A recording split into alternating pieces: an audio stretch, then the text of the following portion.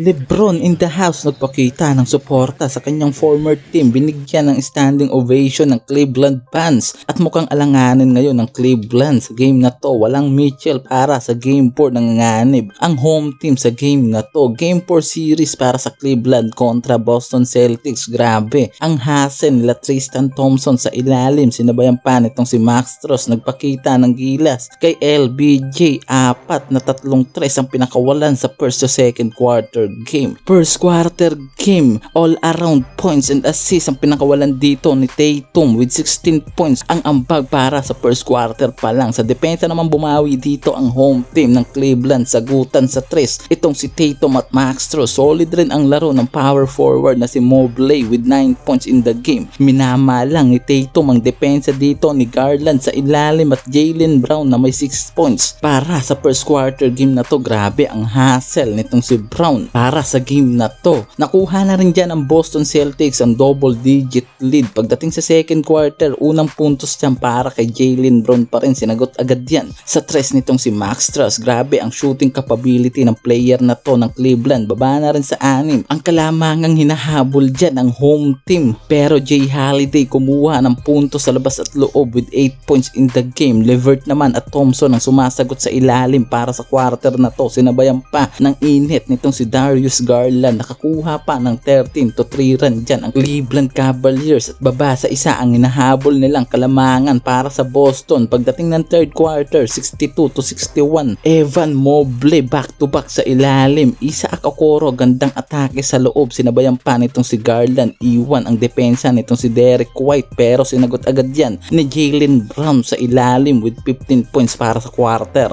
na to. Sagutan sa opensa at depensa ang magkabilaan dyan. Grabe ang hustle itong si Mobley sa ilalim dyan. Medyo delikado nga lang ang pagsabay ng sentro na to ng Boston at Holiday. Tatum ang sumasagot para sa visiting team ng Boston at hawak pa rin ng Boston ang 7 kalamangan sa pagtatapos ng third quarter game. And starting of fourth quarter game, Tatum sinubukan ng depensa ni Tristan, quick release sa gilid, 10/25 3-point shooting para sa Boston at may 40% shooting in the field na. Samantalang 12/37 ang nagawa pa lang ng Cleveland sa game. Kumamada na rin dyan si Jrue Holiday with 13 points and 5 assists para sa quarter na to. At Jaylen Brown at Tatum nag-init na rin sa outside shooting dyan. Garland ang sumasagot sa opensa na ginagawa ng Boston. Nakapagtalala ng 30 points itong si Garland para sa fourth quarter game. Yun nga lang, pagdating sa dulo ay nakuha pa rin ng Boston ang momentum at nagtapos sa 109-102.